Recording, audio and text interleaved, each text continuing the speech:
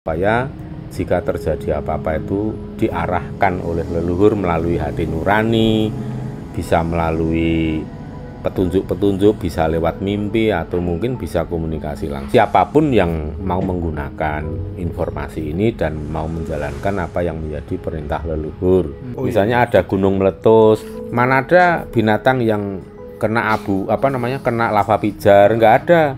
Cukup kuat karena sebelum ini terjadi itu sudah banyak pertanda. Cuman kan kita kalau melihat tuh makin ngeri ya Mas. Waduh, terus pergi ke sana tapi kok ya saya enggak nuruti keinginan saya tadi. Karena tidak menuruti akhirnya kecelakaan. Sebagai makhluk hidup sesuai dengan proporsinya. Wong Tuhan aja menciptakan makhluk hidup apapun itu kan. Tuhan aja menghargai sedemikian tingginya. Kenapa kita manusia sering melecehkan, menghina kan gitu. Aneh kan.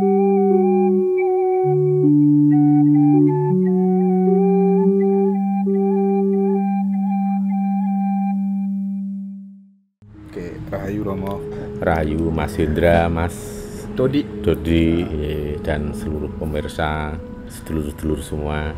Oke, Romo, kapan hari setelah kita upload tayangan tentang peringatan dari Prabu Siliwangi, selisih 1 hari kalau nggak salah, terjadi sebuah bencana gempa yang menewaskan 280 lebih ya katanya. Iya, 280 saudara-saudara kita. Mudah-mudahan itu jalan terbaik. Turut berduka. Kita turut berduka cita ya.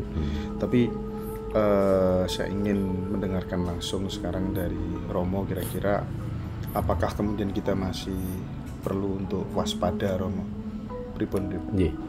Itu memang sebenarnya peringatan itu sudah disampaikan oleh Prabu Siliwangi pada tanggal 19 Oktober. Jadi waktu itu begitu ada peringatan dari beliau yang rawuh ke rumah, nggak lama kok di rumah itu, hanya sekitar menyampaikan itu dalam waktu kurang lebih nggak sampai 1 menit Mas. Jadi beliau menyampaikan kalau nak, putra-putramu dijaga, diingatkan yang lebih waspada, hati-hati sebisanya untuk merapat atau mendekat ke para leluhur agar supaya jika terjadi apa-apa itu diarahkan oleh leluhur melalui hati nurani, bisa melalui petunjuk-petunjuk, bisa lewat mimpi, atau mungkin bisa komunikasi langsung bagi yang bisa. Nah itu terus kemudian ya karena ini amanat ya dari leluhur besar, dan saya merasa perlu ini segera disampaikan saja, dan terutama memang anak-anak saya dari anak-anak KKS dan seluruh semua. Jadi kalau misalnya ada pihak-pihak lain yang nggak percaya sih nggak masalah itu, karena ini saya berikan ke siapapun yang mau menggunakan informasi ini dan mau menjalankan apa yang menjadi perintah leluhur.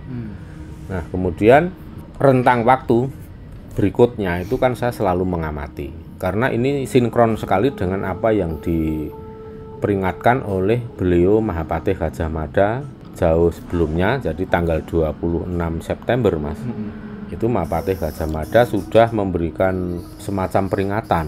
Waktu itu beliau rawuh ke sini dan menyampaikan supaya sama menjaga putra-putri anak-anakmu, saudara-saudaramu, terutama di wilayah barat sana. Kamu jangan pergi-pergi jauh untuk ke ujung barat Pulau Jawa, karena akan ada semacam mara bahaya yang besar. Nah dari sini kan merupakan petunjuk yang jelas banget disampaikan oleh leluhur, tapi rinciannya seperti apa itu masih kita olah lagi melalui ilmu titen Jawa, melalui melihat pertanda alam sebagai alam semesta ini menyampaikan informasi kepada seluruh makhluk.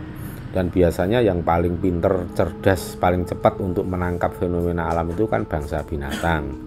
Sedangkan manusia sendiri banyak yang sudah bebal kalau zaman sekarang Mas. Ya, cuman kalau kita mau belajar sebenarnya kita juga akan secerdas binatang untuk menangkap dan memahami bahasa alam. Makanya kalau kita lihat kan binatang itu sangat minim sekali menjadi korban bencana alam ya. Misalnya ada gunung meletus, mana ada binatang yang kena kena lava pijar, nggak ada, kecuali binatang ternak yang dikurung. Tapi kalau hewan itu liar, terjadi pada semua binatang liar atau bagaimana? semua binatang liar itu memiliki kepekaan yang rata-rata sama ya, karena bangsa binatang itu tidak pernah terkena polusi kalau manusia ini kan kadang kena polusi yang namanya hawa nafsu, kemudian polusi kepentingan politik dan lain-lain. Terus kemudian termasuk pelajaran sekolah yang mengaktifkan otak kiri secara dominan. Nah ini yang kembali ke peringatan tadi, bahwa ternyata di sini ada leluhur besar, baik Mahapatih Gajah Mada tanggal 26 September, kemudian dilanjutkan oleh Prabu Siliwangi tanggal 19 Oktober. Nah di situ saya makin serius untuk menanggapi pesan leluhur ini. Ini pasti sangat urgent. Nah makanya ketika beliau mengatakan, Prabu Siliwangi mengatakan ini mara bahaya ini di wilayah Jawa Barat, terutama di sekitar Bogor. Makanya kita sampaikan Bogor dan sekitarnya. Dan kalau Cianjur ini kan memang yang paling parah di daerah bawahnya Cipanas itu ya Mas ya, di daerah Cugenang. Saya dulu sering lewat di situ Cugenang itu, yang kemudian masuk ke kota Cianjur. Di situ memang paling parah, yang terjadi longsoran sampai ada kendaraan tertimbun juga itu. Dan ini sebenarnya memang sinyal yang cukup kuat, karena sebelum ini terjadi itu sudah banyak pertanda. Cuman kan kita kalau melihat tuh makin ngeri ya Mas. Waduh, bener kejadian ya. Kita harapannya cuma sederhana, mudah-mudahan banyak orang yang melihat, menonton atau membaca apa yang saya sampaikan, karena itu merupakan pesan dari leluhur, sehingga banyak orang yang bisa lebih mudah untuk mencari keselamatan gitu. Saya sedikit follow up Romo. Jadi ada perspektif yang mengatakan begini, kalau dirimu pengen terhindar dari berbagai macam bencana ya, seperti yang terjadi di Cianjur dan beberapa tempat lainnya barangkali, ya sering-seringlah selamatan gitu. Itu kalau perspektif Jawa gitu. Apa benar orang yang sering selamatan, orang yang sering bersyukur akan menghindarkan dari bencana? Ya, kalau saya kembali pada prinsip Jawa yang sederhana, orang itu kalau senang berdharma itu akan membangun pagar gaib, dan pagar gaib itu akan menggiring, menuntun diri kita itu menjadi orang yang selalu tiba bejo, jadi selalu mendapatkan keberuntungan. Itulah sebenarnya kalau dibahas tentang ilmu bejo, ilmu kabejan atau keberuntungan, itu sebenarnya basicnya ya sebenarnya dharma itu. Karena dharma ya. Dharma. Dan kalau kita kupas dharma kan nanti luas. Nah di sini ada yang namanya selamatan. Selamatan itu kan bentuk kepedulian kita kepada lingkungan alam, pada lingkungan sosial. Kita selamatan kan itu gak mungkin sendiri kan Mas. Pasti ngundang banyak orang. Dan kita biasanya menyiapkan berbagai macam seperti bubur rampe berupa makanan, ada nasi tumpeng, lauk pauknya dan segala macam. Kemudian nanti kita isinya doa bersama kepada Gusti Ingkang Ngakari Jagat. Terus kemudian juga njawil para leluhur, istilahnya juga kita nyuwun pengestu supaya leluhur juga mau peduli kepada kita. Kalau kita cuek kepada leluhur ya kita juga dicuekin Mas. Jadi kalaupun ada mara bahaya mengancam di dekat kita, leluhur pun kalau nanti memberikan tahu atau mengarahkan kita, kitanya yang bebal, yang dablek. Kadang-kadang kan kita merasa justru menolak bisikan-bisikan dari leluhur itu. Misalnya saya tadi kok harusnya saya tuh sudah merasa harus pergi ke sana, tapi kok ya saya tidak nuruti keinginan saya tadi. Karena tidak menuruti akhirnya kecelaka. Nah itu sebenarnya siapa yang menuntun diri kita? Itu sebenarnya pamomong. Nah pamomong dalam diri kita itu kan ada guru sejati, ada sedulur kembar, sedulur papat kiblat, kakang kawadi hari-hari, dan pancer guru sejati kita. Termasuk di dalamnya itu adalah para pamomong yang terdiri para leluhur. Nah disitulah peran yang kita harapkan. Jadi tidak hanya diri kita dalam ngelakoni urip ini, tidak hanya diri kita yang berjuang, tetapi kita punya kekuatan-kekuatan supra, kita punya kekuatan-kekuatan supernatural being yang terdiri dari pamomong itu yang turut mendampingi kita. Jadi akan dijaga secara gaib atau secara metafisik. Termasuk tadi dengan cara sedekah itu kan kita memberikan kasih sayang atau welas asih kepada seluruh makhluk hidup. Makanya bahkan tidak hanya para pamomong yang akan menjaga kita, tetapi makhluk halus di mana kita pernah memberikan welas asih kepada mereka, misalnya lewat kita permisi sekedar gitu Mas, lewat terus buang rokoknya sedulur sing tita halus, itu kan sebagai simbol welas asih kita. Itu efeknya kan luar biasa. Jadi ketika kita akan terjadi kecelakaan darah itu, pasti di situ para makhluk halus yang bahkan yang bekasaan pun itu akan bersikap melindungi terhadap kita. Termasuk waktu kita naik motor, bawa mobil, ada jembatan kita disuruh klakson, gitu. BIM. Itu Itu dalam rangka sebenarnya permisi. Orang kalau permisi itu apa? Itu kan menghormati. Nah, menghormati itu artinya kita kalau sesama orang ya kita memanusiakan manusia. Nguwongke wong gitu loh Mas. Kita nguwongke wong. Wong kalau diwongke kan ya merasa dihargai. Ya kalau dengan lelembut ya melembutkan lelembut. Itu kan artinya menempatkan mereka sebagai makhluk hidup sesuai dengan proporsinya. Wong Tuhan aja menciptakan makhluk hidup apapun itu kan. Tuhan aja menghargai sedemikian tingginya. Kenapa kita manusia sering melecehkan, menghina kan gitu, aneh kan jadinya. Oke. Sampai saat ini peringatan dari Prabu Siliwangi dan Mahapati Gajah Mada itu belum dicabut, Romo? Belum ada informasi baru? Belum dicabut. Termasuk juga di sebulan yang lalu ada peringatan dari Ki Ageng Giring karena akan keluar hawa yang mengandung racun itu kan yang menimbulkan banyak orang sakit yang aneh-aneh sakitnya, yang batuk parah sehingga kayak ada gejala TBC karena paru-parunya yang diserang. Nah itu sampai saat ini belum dicabut dan saya pun masih merasakan seringkali hawa yang benar-benar bikin badan sakit itu masih seringkali datang. Kadang kita tiba-tiba mencium bau amoniak gitu kan, kayak pupuk gitu kan. Kayak pupuk, kayak kotoran puyuh, burung puyuh itu.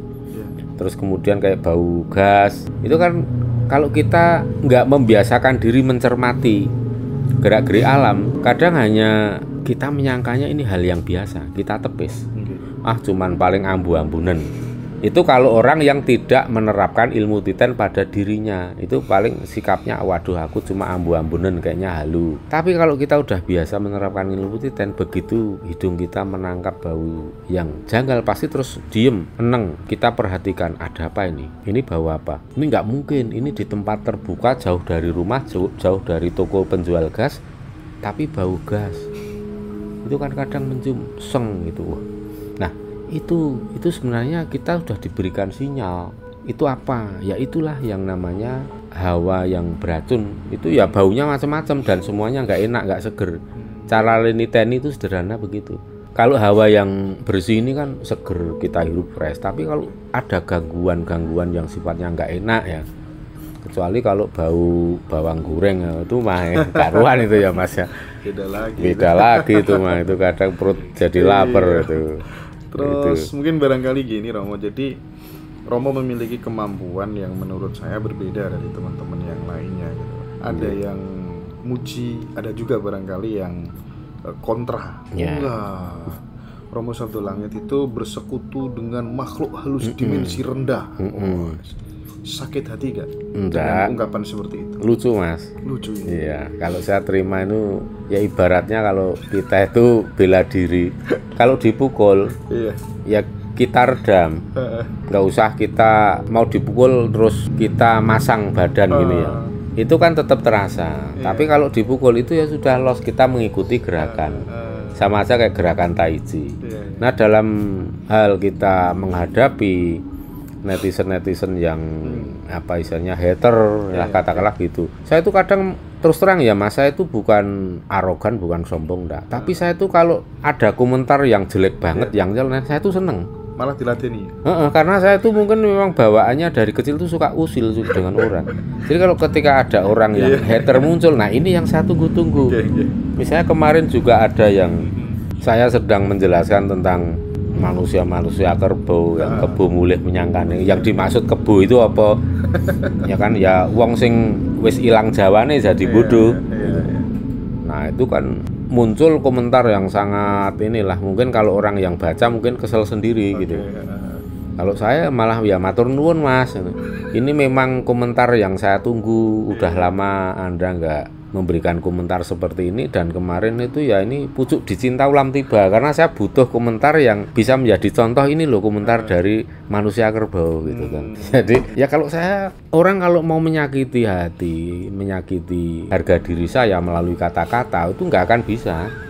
Malah saya seneng aja nerima. Saya serap aja jadi positif, dan nanti akan saya kembalikan dengan energi yang positif. Saya tidak akan benci dengan orang-orang yang mengatakan jelek dengan saya, tetapi justru saya itu merasa mesakno Mas. Karena saya melihat betapa bodohnya orang ini, faktanya. Tetapi dia merasa tidak bodoh, merasa pinter. Ini kan parah. Seperti halnya ini orang megang ijazah, dirinya merasa ini ijazahku ini cum laude. Padahal nggak tahunya ijazahnya itu IP-nya cuma 1 koma, itu kan parah. Ya di mana-mana kebentur gitu kan. Tapi memang harusnya di level kesadaran tertentu gitu, orang itu memang sudah harus tidak terbang saat dipuji, nggak terbang saat dicaci maki. Ya, betul, itu saya lakukan keduanya. Jadi ketika ada orang memuji saya itu ya bacanya biasa-biasa aja, kayak baca tulisan berita orang lain gitu kan. Ketika saya dicaci, saya juga biasa. Jadi karena saya itu gak udah baperan ya? Iya, saya nggak gampang baperan, dan saya melihat semua inilah memang hidup itu memang dinamikanya seperti ini. Masalah besar kecil itu tinggal diri kita menghadapi. Bukan masalahnya itu yang memang besar ya. Kalau kita menghadapinya dengan cara yang lebih ringan, semeleh, itu kan masalah menjadi ringan. Sama seperti itu. Jadi saya cuma mengajak para pemirsa yang kadang malah yang terbawa emosi membaca ada netizen hater saya yang kemudian memberikan komentar. Saya ajak untuk pemirsa, silahkan nanti simak aja bagaimana caranya saya menjawab. Maka kadang orang-orang yang ini ya, para pemirsa yang nonton YouTube itu biasanya meluangkan waktu yang cukup banyak itu untuk membaca komentar. Gitu. Nah kalau ada komentar serangan itu malah justru banyak banget yang baca. Banyak yang baca karena algoritma juga makin jalan. Iya, makin jalan. Dan ternyata ya ini saya bersyukur karena dari situ malah pemirsa itu bisa belajar. Karena saya ini memberikan jawaban yang tidak sekedar memuaskan para pemirsa yang merasa nggak enak hati kalau membaca tulisan itu, tapi juga sekaligus memberikan suatu pelajaran, edukasi bahwa seperti ini loh kata-kata yang disampaikan ketika Anda diserang dengan seperti ini. Sip. Itu justru membuat para pemirsa itu berkembang pesat. Bener. Edukasinya luar biasa di situ. Plusnya di situ. Makanya saya memang tujuan saya untuk memberikan edukasi kepada para pemirsa, termasuk justru saya itu sering nunggu kok lama nggak ada komentar yang jelek ya kan. Dan itu kadang memang ditunggu sama lucu tapi memang ya itulah kebutuhan kita itu kadang perlu jamu gitu loh untuk sehat. Benar.